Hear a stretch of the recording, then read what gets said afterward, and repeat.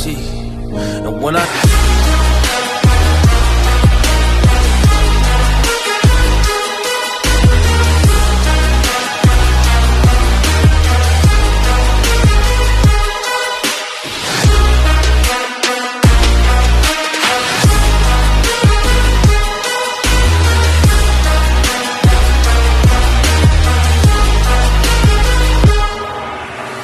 I am a monster, there's some things that I might see.